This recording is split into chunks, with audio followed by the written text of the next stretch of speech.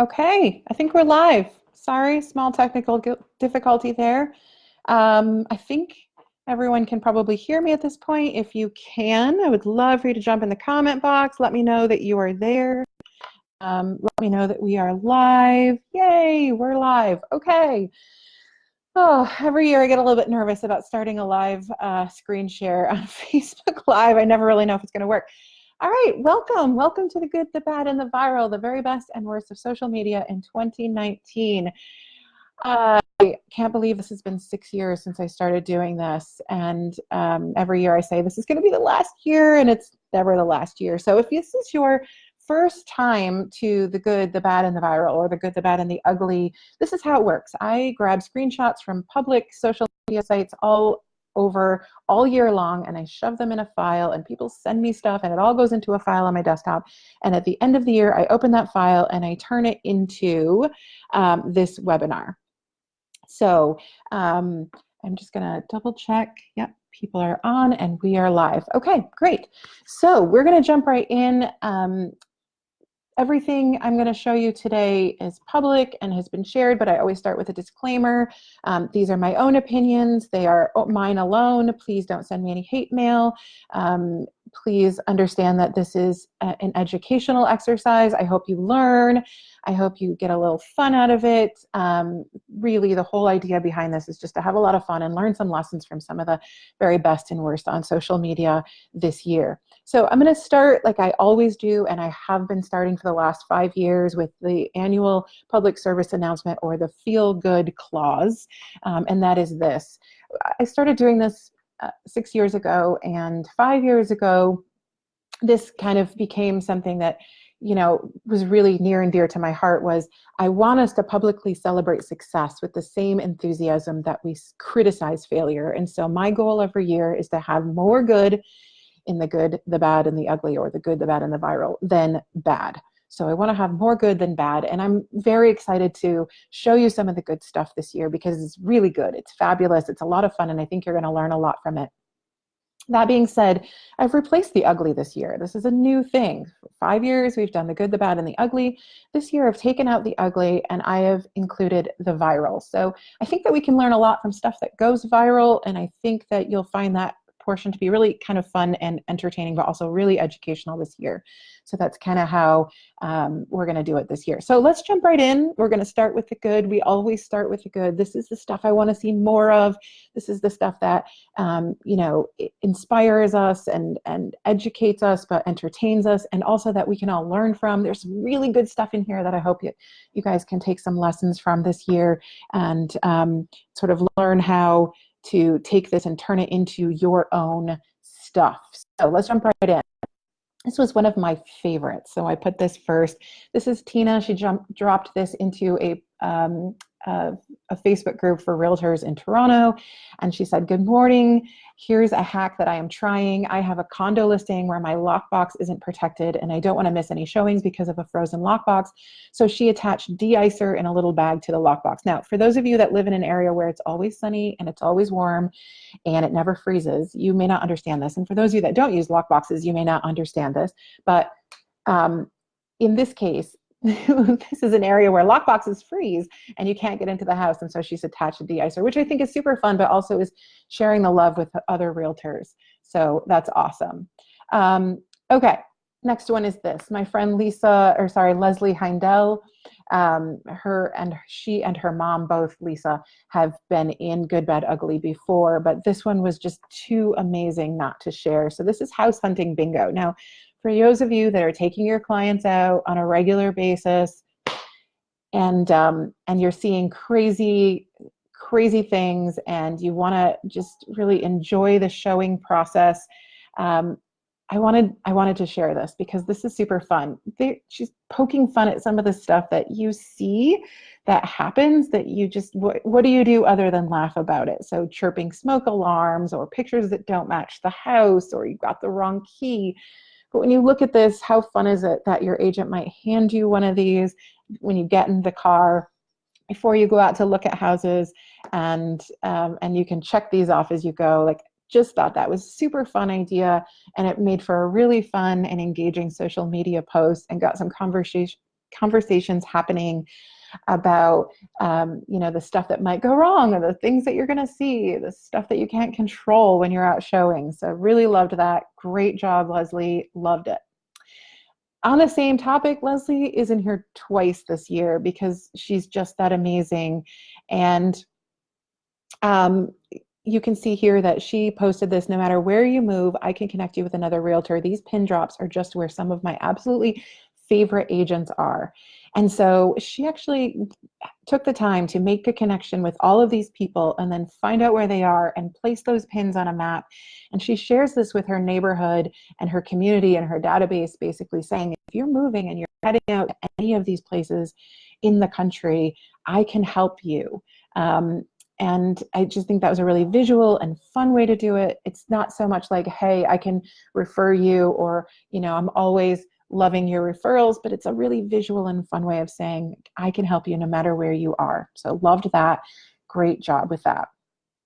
All right, so I know we talk a lot about video, and it's super difficult for me to show videos on here because I'm already doing a video, but I wanted to share some screenshots from two of my favorite videos from this year. And ironically, they both happen to be from the Ferris Property Group. So we've got Todd and Megan on the right, and you have Terry Wagner on the left, and they are constantly always thinking outside the box when it comes to video. And I know there are some really amazing people who are out doing video in real estate that are listening to this. But these are just two that stood out for me. On the right, you've got Megan and Todd, who are doing homeschooling, which, like homeschooling is just kind of a fun play on words, that they're schooling you about homes and about real estate. And so they did a series of videos this year called Homeschooling, where they're talking about the real estate market, which I thought was just really clever and fun. And then on the left, you've got Terry. And if you aren't following him, you should, and you should go and look at this video series he did where he interviewed some of his clients, and he asked them to give a testimonial. And it was just a really funny and sarcastic thing that they, instead of telling him that he was wonderful, just gave him some live critique on how he is. And it was really funny to watch. And both of them just use humor and education to really draw you in and let you see who they are as human beings and people. So those are really fun, and some of my favorite videos of the year, definitely people to be following. I loved this one as well. This was a map that was created and was published by the BGM real estate team in Ottawa, Ontario this summer. So I titled this I Scream, You Scream. Essentially what they did is they mapped out the best places to get ice cream in their town, and they published it in the summertime. This was something that they, put out on their pages and shared in their blogs and on their social media. But how fun is this, that this is something that, again, it's community, it's neighborhoods, it's local, but it's also something that, everybody can relate to. Everyone's always thinking about, where do we go and get the best ice cream in town in the middle of summer? So I loved that, and I thought that was really fun as well. And this is something you could do with really anything. You could do this with ice cream, you could do this with hamburgers, you could do this with the best cups of coffee or pizza, or the best dog parks or walking trails, or whatever it is. This time of year you could do sort of the best decorated Christmas light houses or whatever. So I think this is, again, something fun and real and human and visual. This is not a real estate one, but I had to put it in there because I loved it so much. And also because I knew that my cat was just going to be going crazy in the back end of this. So if you hear the purring and the meowing and whatever, it's because I got a cat this summer and she's a holy terror. But anyway, so Allison Levine, again, another public speaker I absolutely love, posted this, that she got a card from Chewy as a birthday card for her dog Trooper. And she said this, she said, I love the personal touch. I'm going to keep ordering from them. Amazon might be easy, but they aren't in business to care for your pet the way Chewy is. And I just thought that was a really interesting thing to note, is that, I've spent the whole year preaching to you guys that it's not about being better than your client, your competition. It's about being different from your competition. And this is something that, really shows that really well, is that it's not about being better, it's about being different. And in this case, going that extra mile and sending the birthday card to the dog, it was just a huge personal touch and was really lovely. And so that's something that you could think about. If you don't have a category in your database for your clients' pets by their names. That might be something to think about for 2020. I loved this one as well. I called this one Data, Yo. This is Sherry Brown. She's in California with Next Home. And this is a lot to read, but I just want to kind of give you the scoop on this one. She posted this saying she was curious. She wanted to see if the houses that have been sitting the longest on the market had professional photography. And she did a little bit of research and realized that 70% of the homes with the longest days on market, under $1 million, did not have professional photography. And then she went looked at the ones that sold the fastest, and 70% of them did have professional photography. So it came down to price and online presentation, and it definitely came down to the way it was presented. And so instead of just saying, hey, use me, I'm a great real estate agent and I take professional photographers, she actually went in and put some numbers to that. And I think that's really important. I think that we can find better ways to use data to educate in a way that makes sense to people so that they understand, oh, you know what, like that is actually important because of these stats. And I think that we do a lot of like, hey, this is important, but we don't put the why behind it and we don't put the stats and the data. And then Sherry did a really good job with that. So just kind of wanted to share that. I loved this one from Brian Copeland. Brian Copeland shared this story this summer. And again, he said, y'all, this place is so precious and their story is even more precious. And then he went on to talk about the MLS data, but down below, he told this story. It says, fall in love. In 2007, Chris bought a home on Horseshoe Drive in East Nashville, and Mary bought a home on Horseshoe Drive too. In August of 2016, Chris took a stroll down the street and Mary was mowing her lawn. Chris decided to stop and ask Mary for a date, and she said yes. In October 2019, Mary said yes again. This time it was forever. They just bought a new house together, and now they are selling each of theirs, his first. You may not fall in love on Horseshoe Drive, but you will fall in love with Horseshoe Drive. Come and write your story.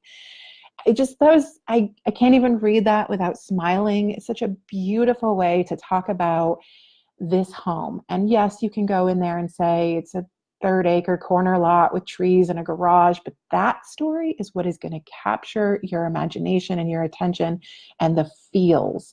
And I just loved that. I preach a lot to you guys about telling stories in your marketing, and this was just a beautiful, perfect example of that. So great job, Brian. I think everyone can learn a little bit from that. I titled this one, Get Real. This is from my friend Gwen, who just is an amazing voice in the industry, but also she just has this really beautiful way of being real. And so she posts these every once in a while. We all struggle with inventory shortages. We know that this is a challenge. Every one of us finds this to be a challenge at different times of the year in different markets. But this is something she wrote, all right, you know the drill. If you live in a house, we need you to kindly get out. I need to sell it. You've been there long enough and I have people patiently waiting. Thank you. So yes, you could say, hey, you know what, inventory is down and I need more houses to sell, or I'm always looking for your referrals. But this was just a really funny way of, again, noting, hey, this is an issue and I have people that want to buy houses, and I just loved it. It was a really fun way. And every time she posts this, it just gives me a giggle. So again, something that we can learn from. This is from Debbie Wirtz, the Wirtz Group in Tampa, Florida. This was one of my favorites from the whole year. I really loved this. She posts here, I had a walkthrough for our buyers at their new home this morning, and we found the family left this scavenger hunt for their new buyers' daughters. So she posted this whole series of photos, and you can see the first one there. It says, welcome to your new home. I want to tell you about a secret cabinet we use to store our special treasures in. This is a scavenger hunt to find it. Here's your first clue. And so there were clues throughout the entire house, and with each clue was, one of those golden dollar coins, and it led them to the secret hiding place in the house. But just what a beautiful thing to find when your buyers are moving in and they have kids, and moving is already difficult, and can just be a little bit new, and just to find this was just beautiful and heartwarming. And I love that we see these kinds of things and that people put the effort into this kind of stuff. And I think we can all kind of learn. We coach our clients to leave the house clean, and we coach them to write, notes when we're trying to get an offer accepted. But why not coach them to leave these special little touches behind that are really going to leave those buyers with that wonderful feeling of home? So loved that. Great job, Debbie. I have this one from, again, one of my favorite people in the industry, Amy Curtis.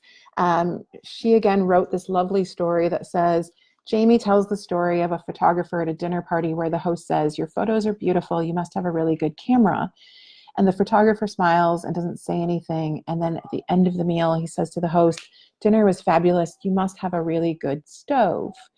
She goes on to talk about how, photos are wonderful, but ultimately, it's about the sellers, and it's about the effort they put into the home, and it's about the things that they do to make it really beautiful and homey. And again, this is one of those things that, again, sets the tone for what is it going to feel like to work with me and to list your house with me. Instead of sitting there and saying, I'm wonderful, I use professional photography, work with me, call me. It just tells this beautiful story about who you are as a person, as a realtor. And a lot of times we want to tell better stories and we want to use better photos, but we don't know what the story is. Look at the things that you do. Look at the things that set you apart from others and focus on those. Those are beautiful stories to tell. I'm titling this one Realtalk as well. This is from Karen. Karen, I always pronounce your name wrong, Giggle, and she is in Tacoma, and this was something that she posted. This is a beautiful property, and I kid you not, like, I was super tempted to buy this house. It was just, this apartment was just divine.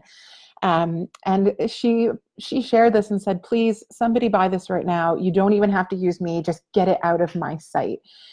And it got so much engagement. You can see 84 comments, and people laughed and commented on it. And it was so true. Sometimes you just have those where you're like, oh my gosh, if you don't buy this, I will. And I just love that she used that Realtalk to share that. And it was really fun and really engaging and really so much her, just exactly the way you would hear her talk. So I loved that. And I'm really sorry about my cat in the background. Crazy thing. Ugh. Speaking of being real. Okay, loved this one as well. This is Alexander Croney in Toronto. I titled this one Cute. This is, we know in some markets, real estate is expensive. It's pricey. I loved this little ad for this apartment. He said, roses are red, violets are blue, 1 bedroom with parking under 2. To be able to find a 1 bedroom with parking under $2,000 a month in Toronto is insane. And this came out around Valentine's Day. It was just lovely. I just loved this. Like, it was just, it caught your attention. You looked at it, you laughed, you got a little bit of a giggle out of it, and it was just a really clever way of advertising that something that would otherwise be a really simple 1 bedroom apartment. So again, a cute way to look at it and a way to think about it. Loving this one as well.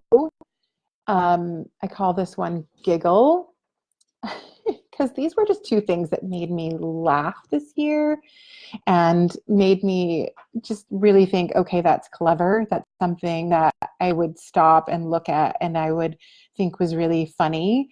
So the one on the left is in Australia, and this is from a real estate company there, and it was shared and said, credit where credit's due. The team at PRD Hunter Valley deserve a medal for this one, marketing genius. And it's true. This was a sign. So we've all seen reality shows like 90 Day Fiance, and they have one in Australia called Married at First Sight, which is basically, you meet that same day and you get married, which is insane. I mean, look, let's face it, those people are cray-cray, but this is beautiful marketing and super clever. So their sold sign went up, sold quicker than a Married at First Sight divorce. It's timely, it's funny, it's clever. It made me laugh. It was definitely something that I thought would sort of get those wheels turning in terms of marketing in your head, where you would think, okay, there are ways to use this kind of stuff that makes sense and are fun. And then the one on the right just made me laugh. I wish I was a little bit taller. I wish I was a baller. I wish the other agent would pick up when I call her. I think that sometimes we can be clever in a way that doesn't necessarily need to tear down our industry or talk about how miserable we might be or how much our clients make us crazy, but we can get a laugh at how interesting or crazy or sometimes difficult this industry is. And so these two pieces just made me laugh. All right, this is the last one in the good category this year, and this one I'm calling Best in Show because this was literally my favorite thing that I saw in social media the entire year. This is also in Toronto, as we've seen in other cities, in other times. Occasionally, the teachers' unions go on strike, and so there was a chance this year in October that the teachers union in Toronto was going to go on strike. And that's always an issue for parents, obviously, because what do you do with your kids when they would normally be going to school? And so this is Katie Steinfeld. She is a realtor in Toronto, and she put this together in a very short time frame and posted this and shared this with all realtors on the realtor groups in Toronto. And she basically said, if our worst nightmare comes true and the school strike happens, you're invited to come to our strike camp. We have a kid-friendly movie and a mini real estate session, mastermind session for our fellow realtor parents each afternoon for the whole week from 1 to 3. We'll talk about personal branding to listing presentations to emojis, and the kids will be entertained. She put this all together in her office. She picked 5 movies. She had opportunities for you to come and learn with other agents and bring your kids. This was genius. This was amazing. I think this is something that we could all learn from and use in our neighborhoods, not necessarily for strikes, but maybe on spring break or in the middle of summer. An opportunity to bring parents together and teach them and have a place for kids. And to do this was just brilliant. So gold star to Katie. I just loved this so much, and I wanted to share that with you. So what did we learn from the good stuff? The good stuff this year, as most years, is helpful. It's educational. It's local. It's funny. It's real, and it includes stories. I think if we remember these words as we start planning our marketing and our social media content for the coming year, these are the kinds of words I want us to focus on: helpful, educational, local, funny, real, and stories.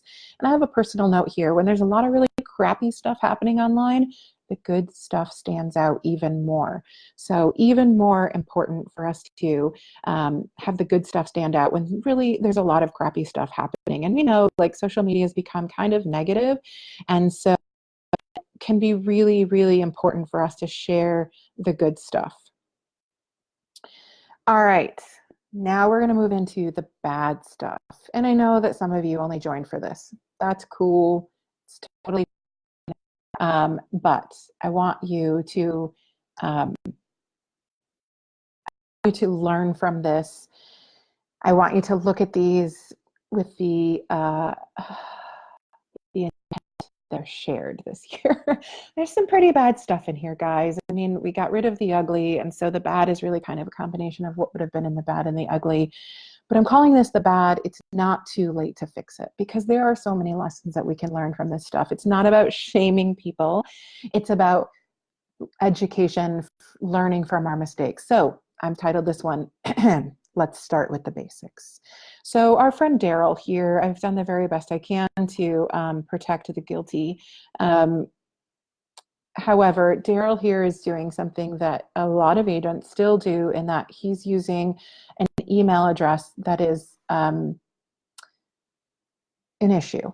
Guys, it costs you basically almost nothing to get your personalized URL email address these days. So my email is val@valeriegarcia.com.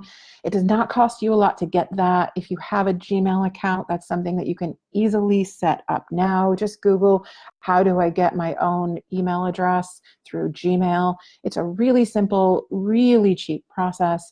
It's time for us to stop looking like we are amateurs at this. If you want to be professional, if you want to be viewed as professional, it's time to be professional. And we've got to start with the basics. We've got to start by using professional communication tools. So off my soapbox on that one. And then I've got this one. Another one that's a really simple way to look professional, seem professional is spell check. I saw this blog post earlier this year, why hiring us makes sense. I clicked on it, and the title in there was also why hiring us makes sense. Now, if you aren't great at spelling, you may not notice, but the word sense is spelled wrong in both places.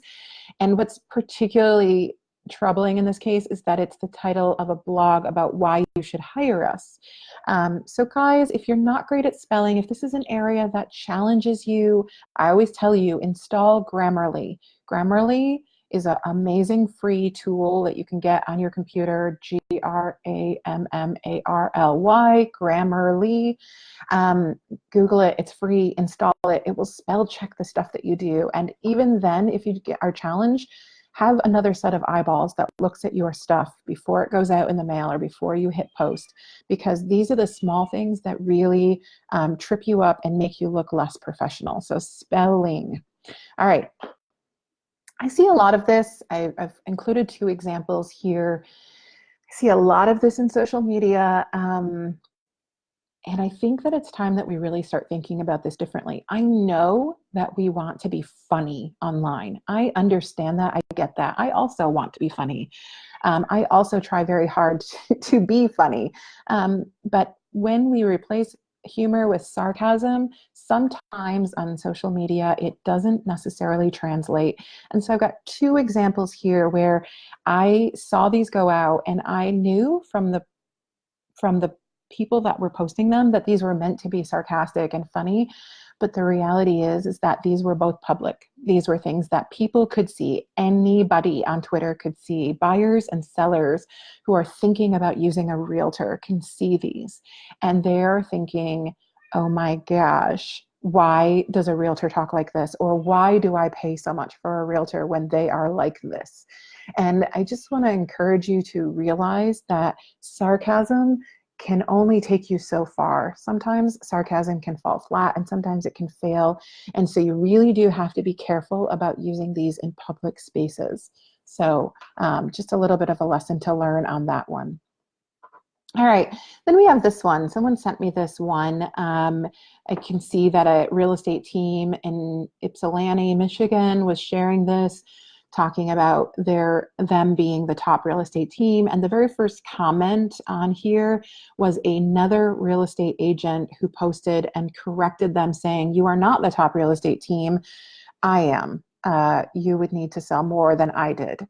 Now, as much as it is tempting to trip up your competition online or to correct them, I would really caution you about how this looks. So this doesn't look like, hey, you are better. This looks like, hey, you are petty.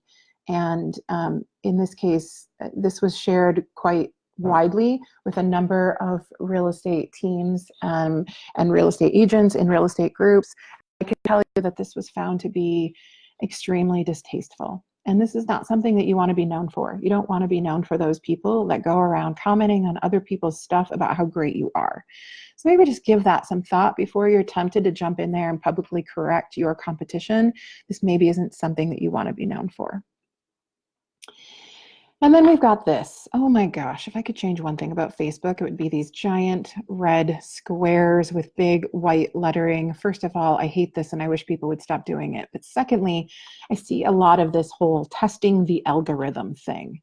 I don't know if there are trainers or gurus or people out there teaching people to do this, but I just want to give you guys a little bit of insight into the Facebook algorithm. Facebook just generally decides what you get to see. And Facebook decides that based on who you engage with and how often you engage with them.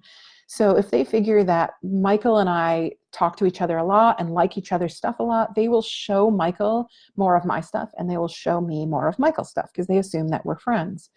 Now, if you're posting this kind of crap just to get people to comment on it, just so that they'll see more of your stuff, this is not how the algorithm was designed. Like, this is cheating the algorithm, and it's getting to be to the point where, like, this is happening a lot. If you want people to see your stuff, comment on theirs. Take the time to engage on their stuff. That's how the algorithm is supposed to work. It's not like, hey, I want to get 100 comments on this stupid post so that everybody will continue to see my stuff. So just being really honest and really upfront about this, like, this is poor and lazy social media marketing. It's not the right way to generate really good engagement on social media. So let's stop this. Also, I want to share this. In itself, this is not a terrible question. Somebody had jumped online into a group and said, I'm putting together a seminar for first-time homebuyers. People are telling me that the younger generation isn't using social media. So where do I go? The reality is that it's not about, I get this question a lot, is like, where do I go to target millennials? Like, where do I go to target young people these days? Nobody's on Facebook. The reality is I come back to this all the time, is love the ones you're with, people. The connections you've made with the people that you've worked with are already there. Instead of going on and saying, hey, all these people I've already got relationships with, where do I go to target all those other people I want? Why don't you talk to them about their needs and their wants, and then ask them to share with you some of the questions that maybe some of the younger buyers in their life might have, or whatever. The reality is that I see this a lot where people are like, hey, where do I go to get more leads? While you're talking to the people that are your source of income. So just maybe that's just some food for thought. All right, moving on to this one. Public passive aggression. Oof, I think that if we could give 2019 an online title, it would be public passive aggressive. Yikes. You don't need to read this whole long post, but essentially it's basically somebody saying, hey, I had this property listed, and they gave the address and said, I've listed it for 198 days, and they've asked me to take it off the market, and I just want to publicly air my failures here. I only brought them 2 offers, and I did all of these open houses, but I didn't get an acceptable one. Obviously, I failed. Yikes, people. Like, this is a public post, and you gave the address, and the owners ostensibly will see this. And this is just terrible. This is just bad social media marketing. This is not you airing your failures. This is you giving some public jabs to your sellers who are clearly frustrated at not receiving an offer. And instead of educating them privately and having conversations, just publicly aired their dirty laundry and their frustration. So think about this. Like, this is not one of those situations where the internet is private. Nobody's going to see it. This is public, and things can be screenshotted. And these are the types of things that people talk about. So just use some caution. This one was just kind of a funny one. There was a news article that came out that Baltimore was named the most robbed city in America, and Boise was named the least robbed city in America, which I don't know, these polls are just crazy anyway. But this was posted by a real estate agent in Boise who wrote, and let's keep it that way. Except that with it just looked like they were saying, let's keep Baltimore the most robbed city in America. So guys, remember when you're sharing articles to read what's going to show up when you share the article. Sometimes you see an article and you read it and you think that's amazing, but when you share it, the headline, the little teaser headline, is a little bit different than what you would normally see on the article. And the marketers do that on purpose. They create those in a way as clickbait. And so in this case, the agent didn't look at what the preview was going to look like and posted it, and it just comes across really insensitive. So just be super careful about that, because know that sometimes when you share articles that are not your own, when they are hosted on other sites, you don't get the ability to change the teaser headline. So just be aware of that. Speaking of which, I am calling this one Could We Not? Politics aside, personal opinions aside, we've had a really continually challenging year here in the US, in North America in general, when it comes to gun violence. And so this was a post that came out from an agent that is, again, public, that says, realtors, if I held a gun to your head and said you have 24 hours to generate 1 fresh lead or else I'm going to blow your brains out, could you do it, and how? This just happened to come out the day before another school shooting. And it looks terrible. So as much as we want to use language like this, it's no longer acceptable. It's not okay. We have to look at the way that we talk and the expressions that we use differently. We need to be more sensitive, and this is not the kind of thing that we should be posting anymore. So again, this isn't to shame, but this is just for us to be more aware that we have to think outside of our own bubble and our own situations and our own feelings and politics, and realize that this is impacting other people's lives. And leads are not that important. They're just not. Yeah, I called this one, This Is Real. This is a listing that hit Zillow and Trulia earlier this year. I'm just going to read the property description to you. Property is vacant. Lockbox and sign present. Lockbox code is 4709. Did not publish interior photos due to seller's personal belongings are still in the home. Yep, that was real. That went live on Zillow and Trulia. Lockbox code is 4709. Y'all, I got nothing on this one. I mean, the lesson is obvious. This is not okay. We are stewards of our clients' lives and investments. And yeah, we're going to move on from that one. That's a pretty obvious one. Okay, these two, I'm going to say, were probably the most controversial this year that came across my desk. We've got Joshua on the left, who yeah, this is a postcard that Joshua sent out. I'm going to tell you, I hated this. My dad, however, thought it was the most hilarious thing he'd ever seen. So I think if your target is dads, like you nailed it, Josh. I don't know how I feel about the whole help me pick my nose neighborhood mailer. Interesting tagline, you help me pick my nose and I'll help you pick your house. There are people that are watching this right now that are just dying laughing. And then there are those of you that are like, gross. So I don't know. I mean, this one, I'll let you weigh in the comments. I'm just not sure if I love it. I don't think. The one on the right, I definitely didn't love. This one went super viral, lots of opinions. I blocked out the name of the person who posted it. You can see here that is a very, the sign has some innuendo, and the marketing was all very much about sex appeal. And again, I think that there are markets that maybe this works in, and there are demographics that maybe it works, but then I also think that there are opportunities to really have this go wrong. And so I just think in both of these cases, the message is know your market, know your audience, and know that there will be people that hate it. Like these things are both very polarizing, as you can imagine. So yeah, I don't know. Like, again, I'm going to be very interested in the comments to see what you guys think about this one, and whether this gets a thumbs up or a thumbs down from you. So really curious to see what you think about that. All right, moving on. I've saved sort of the worst for last. Again, I see a lot of these. I really do. I get sent some really terrible posts that I don't even share. There's a whole folder on my desktop for stuff that is too terrible to make, the good, the bad, and the ugly, every year. And this one especially hurt my heart, because I really do feel like this industry is made up, the majority of really wonderful professional people. But when you post things like this, that is public, that your clients can see, that buyers and sellers can see, directed at your industry in general, you just need a reminder that the internet is public. The internet is always public, even when your posts are not. In this case, this post was public.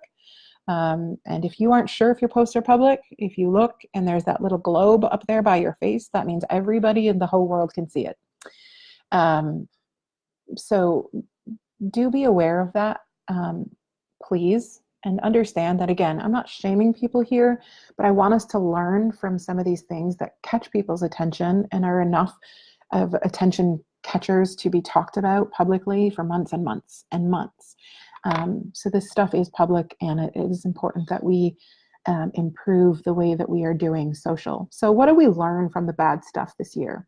Be professional, use humor wisely.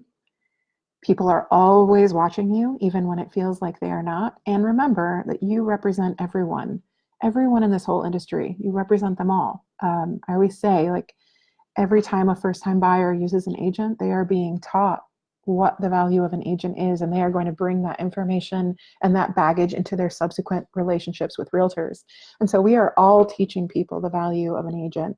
And it is important that we remember that we represent everyone. All right, jumping into the last section, we have the viral and what we've learned from it. This one, I always say, usually this is going to be the ugly. We're going a different direction this year. So we're going to talk about some of the things that went viral in social media online this year. Some of these you are going to recognize. They went viral, so you've seen them. And what can we learn from these, and how do we apply them to our own businesses? Before I do that, I just want to show you, Urban Dictionary says something goes viral if it spreads rapidly through a population by frequently being shared. Dictionary.com's definition of viral basically says it becomes popular by circulating quickly from person to person. Some data analysts say that you have to reach 100,000 views to go viral. Others say 40,000 in a period of time. Ultimately, we get to decide what goes viral, whether which is because it spread really quickly or because it spread really far. We decide those things. And so some of this stuff you're going to recognize because it absolutely went viral. It went crazy. People have all seen these. But we're going to take a look at why things went viral in the first place, and then how we can apply those lessons to our own content. So you may recognize this guy. He is now forever known on the internet as Green Shirt Guy. And Green Shirt Guy was sitting in a town meeting, and to the right of him, out of the picture, was a protester who was protesting something, and he was on video. They were filming it, and this guy just literally could not stop laughing. He just laughed and laughed, and so that went viral really, really quickly. He was very quickly made into a GIF or a GIF, however you want to pronounce that. And that video of him laughing was used in multiple ways and all over the internet really, really quickly. And even now you can go onto your phone and click on your GIFs and say Green Shirt Guy, and there he is. So what we can learn from this is the internet is quick. It is so quick. It is faster than we can even imagine. And the stuff that goes viral because it's nimble, because it's interchangeable, because it can be used in multiple situations, because it's, and pardon the pun, because it's evergreen. And so what we can learn from this is not necessarily for you to start using this in your marketing, but for you to start understanding that if you want your stuff to be shared, it has to be quick, and it has to be something that can be used multiple different ways. So those images and videos that you're sharing, that you're creating, are they nimble? Are they interchangeable? Are they something that people can use really quickly? Are you creating short enough segments of videos or GIFs or photos that can be shared? So that's just something we can learn from that. And then we've got this. I doubt there is a person that watches this video that has not seen this meme. What we have here are two photos that were taken completely separately in separate situations and posted on separate sites almost a year apart. And then earlier this year, someone put those two photos together on Twitter and Reddit, and a meme was born. And so what you have on the left is somebody from the Real Housewives of somewhere, Hollywood, Beverly Hills, I don't know. And on the right, fun fact, that cat's name is Smudge, and he's Canadian. And so someone found these two photos separately on the internet, put them together, and made them into a meme. Now, what this taught us this year is the internet evolves. It evolves really quickly. And so maybe something that goes viral or doesn't even go viral, but is visible in one place, can be used somewhere else and can be made into something completely different. And we know now the stuff that goes viral is flexible. So like I said, it's interchangeable, it's nimble. You've probably all seen versions of this made into real estate memes. So pick a house already. I need to see 32 more. you know, like there are a million versions of this, most of them not safe for work, but a million versions of this because it's flexible, because so many people in so many situations, in so many environments and industries could find ways to make this funny. And so again, we look at our own marketing, we look at the stuff that we create, and I ask you, is it flexible? Is it interchangeable? Is it something that you could use in multiple ways? Or is it simply something that's a one-off? And that's really something we have to start thinking about when we're creating content. Then we have this one, and oh boy, did this make the rounds really quickly a couple of weeks ago. I'm titling this one, The Internet is Dangerous. So this Costco coupon made the rounds, and I saw a lot of people, and really smart people that I know, shared this. Basically, this is a coupon that says Costco has announced everyone who shares this link will be sent a coupon for its anniversary today only. Now, there's a couple things about this that tip you off that this is not real, okay? Right here, it says today only. Not only that, but when you start reading it, you can start to see that it's not from a Costco site. It's from beginningstime.com. So it doesn't lead you back to a Costco.com site. It gives you a specific store number and store name. It's kind of blurry. It's not necessarily professional looking. It's got green and the red and the blue content on it. So all of those things really show us that this is something that was photoshopped or was created. Now, the reason why I want you to learn these things is because this stuff goes viral a lot, and it's shared a lot by people that should know better. The reality is that if you were to click on this Costco link, this doesn't take you to Costco or to a Costco site or to a Costco coupon. What it does is it sends you to a site that allows access into your computer from hackers who will go in and now have access to data that's on your computer. So this was actually a really dangerous sort of spyware link.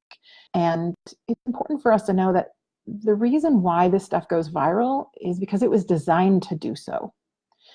So if you see these and it seems too good to be true, if you think you're going to get free tickets to the Bahamas, or you're going to get a free Costco coupon, or you're going to get a free ticket to Disney World, or you're going to get $100 off something, the reality is most of the time it is not true. And the way you check that is you go to Snopes, SNOPES, and you check Costco coupon, and it'll come up and it'll show you it's not real. And you should be checking those before you share this. And if you share it, and somebody says, hey, this is fake, don't be like, oh, hey, it was worth a try, and then leave it there, because other people are going to continue to share it. Delete it, get rid of it, make it stop, okay? This is another one that went viral, and I want to note, I'm not publicly shaming anybody here, but I want us to understand the ramifications of us being on the internet. Again, the internet is public. This year, Coldwell Banker announced a big announcement, their new logo, which I happen to love. They had a beautiful story that they wove around the North Star. And so there were a ton of comments, thousands and thousands of comments online. And please note that when you comment on stuff like that, your comments are public and visible to everyone in the whole world. And so when you make comments, people have the ability to see who you are, to click your photo, to click your name, to find out information about you. And this is how people lose their jobs and how they become, online targets. Stuff that goes viral has your name on it sometimes. If you started it, you are tied to it. And so just be really careful about that and really cautious. In this case, you can sort of see where this might have gone. This person commented that star is pagan. If you click on their photo, they actually have the stars and stripes with the same star. It's very ironic, it's very uncomfortable. Remember that your goal is not to go viral because you made some snarky comment that maybe got you 5 minutes of fame. Like, this isn't the kind of stuff you want to be known for. So just be really careful and understand that the stuff you put on the internet is visible. Also know that stuff goes viral because you have an audience. This is just one example of many of these that came across my plate this year, which is stuff goes viral because people are watching and they're holding people to an account. There have been lots and lots and lots of what we refer to as manels this year, which is all panels of all men. At a conference. And this one in particular went a little bit viral because this was a women's event, women's leadership event, and the entire panel was all men. There were many, many comments. This was shared lots of places. It was very much talked about. This is happening a lot of places. And the reason why this stuff goes viral is not because people are angry or not because they're vindictive, but because you have an audience and people are paying attention. And so again, just kind of like the gun comment I made earlier, you need to understand that while maybe something seems normal or okay to you, that it's going to be interpreted through the lens of the audience that you have, and you always have an audience. And then we have this. I mean, who didn't hear about the great chicken sandwich debate of 2019? I think the thing that taught me the most about viral social media this year was this. It taught me that the internet is human. And sometimes we tend to think the internet is not human, that it's a bunch of humans that hang out on this big machine. But the internet is made up of humans, and stuff goes viral when companies do a good job of talking like people to people. And I think this is a really important lesson for us to learn with our marketing, is that the very best stuff is when we are human. The very best stuff is created and shared when we are human. So let me give you a little breakdown of how this went. In August, on August 12th, at 7:30 at night, from someone's iPhone who runs the Twitter account for Popeye's Chicken, they posted a picture of a Popeye's chicken sandwich and said, "Chicken brioche pickles, new sandwich, Popeye's nationwide, so good, forgot how to speak incomplete sandwiches." I mean, sentences. It got some attention. Lots of people started sharing it and retweeting it and liking it. And then a couple of days later, Chick-fil-A posted bun plus chicken plus pickles equals all the love for the original. Now, I think that those two standalone tweets would have probably been fine on their own. But what happened was, on the same day, August 19th, about 2 hours later, Popeye's Chicken replied to that with 2 words. Y'all good? A human talking to humans like a human. And you'll notice the number of likes and retweets on that. It went insanely viral. So much so that other brands like Wendy's, as you can see, on the same day, jumped in and said, "Y'all out here fighting about which of these fools has the second best chicken sandwich." It went insanely viral. Now, what that did is it didn't just create this sort of online buzz between brands about chicken sandwiches, but it created this huge demand for Popeye's chicken sandwiches. Popeye's sold out. People were getting jumped and knifed in the drive-through for their chicken sandwiches. There were signs where people had said, "We don't have any, don't even ask." There was one guy that was fired from working at his job at Popeyes because he was taking the chicken sandwiches and selling them on the black market after hours. Like, you can't make this stuff up, people. Like, this stuff happened all because one person posted, "Y'all good." Now, what we can learn from this is talk to people like people. That is the stuff that resonates. That's the stuff that goes viral. Not the, "Hey, I have a new chicken sandwich," or "We have a chicken sandwich too," but the humor of being human. And I think that was a really good lesson.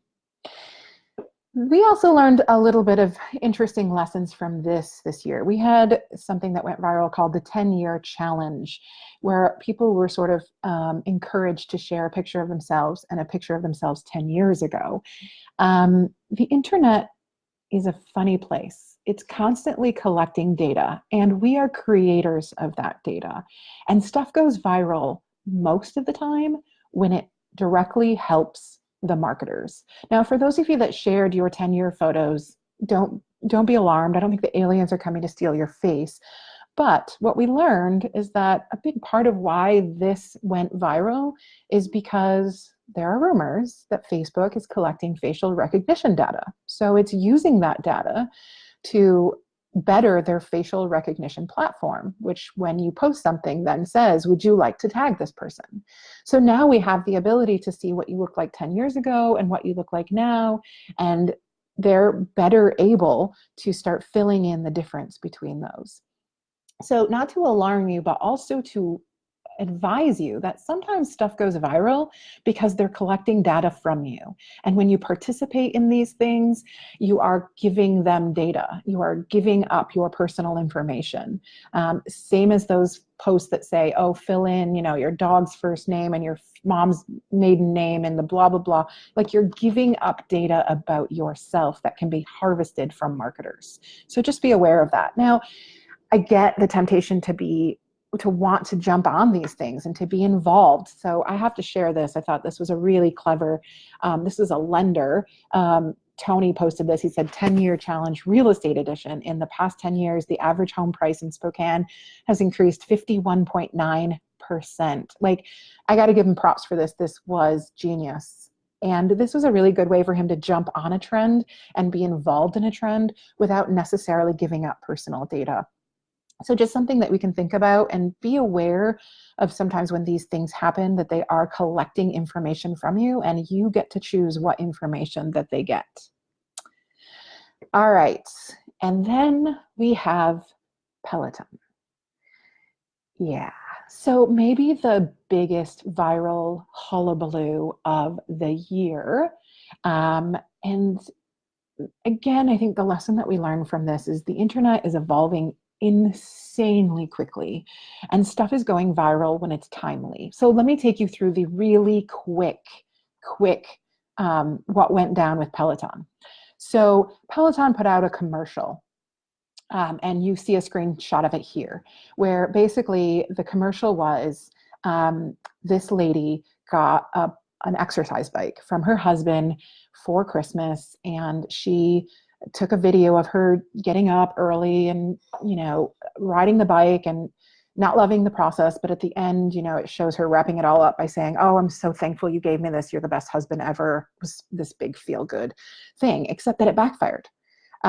People went nuts online, basically saying like all of these terrible things about why would you get your wife an exercise bike for Christmas? And it just went viral for very, very bad reasons. Now, whichever way you fall on the line of this, I do have to say that the parody stuff that came out from this was hilarious. Like, this was a tweet that came out really, really quickly after that video came out, where this was a woman who made a really quick video on her own phone talking about, getting an exercise bike for Christmas. And you can see here it got hundreds of thousands of views. It went viral really, really quickly. She was making fun of the Peloton commercial.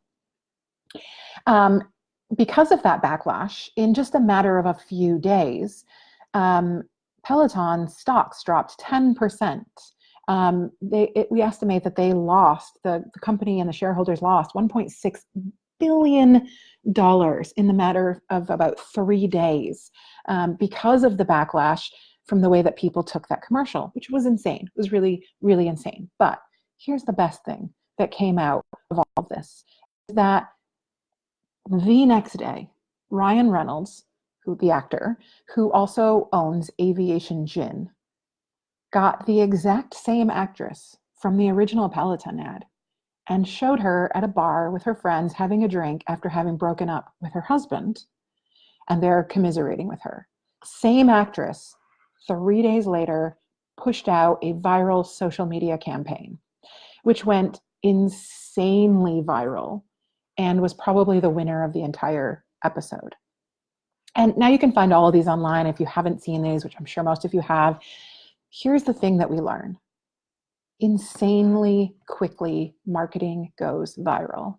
How quickly you respond to it and how you respond to it matters. What would have been the most winning formula in the whole world is if Peloton had put out the ad that Aviation Gin did.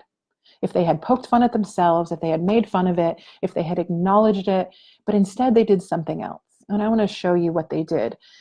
This was a tweet from Tom Goodwin, who's one of my favorite people to follow on Twitter. He said, "This week I've been told that I misinterpreted the Peloton ad by Peloton and by Moxie Hotels, that I was wrong to expect an alarm clock because I didn't understand the brand enough. The burden is not on the consumer to understand you. What is going on with marketing?" Peloton told CNBC that the ad was created to celebrate the fitness and wellness journey and that it was misinterpreted. They came out with this stance where they took a stand and they said, "We don't see anything wrong with it. You guys are all crazy." And so when Tom said, "The burden is not on the consumer to understand you," this is probably the most important lesson we can learn from stuff that goes viral in 2019. Your customer is always watching you, and they are viewing your stuff through their own lens. And the burden is not on them to understand us. The burden is on us to understand our consumer, for us to understand who we're talking to and the message that we're trying to get across. Not to be flippant or sarcastic or to try and go viral, but to provide them with something that is ultimately going to help and educate and engage. And so let's look at our viral lessons as we wrap this up. Be real. Talk like a person to actual people. Be careful what you share and use Snopes. Do your research. Know that your name is on everything you put on the internet. So use humor wisely and be nimble. And stop automating your stuff, because some of you that are automating are probably making these mistakes and you're not even aware of it. So one last thing. I like to end this way. I asked a question 2 years ago. I jumped onto Facebook and I asked a really simple question to all couple thousand of my friends and followers. I asked, "What makes you smile?" And this was the answer that I got. Hundreds and hundreds of these. Kids who had goals and dogs and scuba diving and turtles and cats and new babies and new relationships and friends and memories and smiles. And I like to bring this back and remind us of this every year as I end this session. And I want you to remember in 2020 to ask yourself these questions as you're creating your marketing and you're posting your stuff. Who am I talking to? Will this help them? And will it make them smile? These are some of the most important lessons that we can learn and ways that we can apply them to our marketing. And I'm going to leave you with one more truth. The secret to writing really good social media copy is to write it like you're texting your friends. Your friends. Because ultimately, the reality is you are. So I want to give a special thanks to the new improved blurry guy this year. For those of you that have never attended this before and thought I was just picking on the same person over and over, I use a blurry guy. And I want to leave this with you by saying happy holidays. Thank you for watching. I hope you learned something. I really enjoy putting this together for you every year. I hope that you had a little bit of fun. I hope that you laughed. I hope that you gasped. I hope that you learned. Thanks for joining me. Have a good one.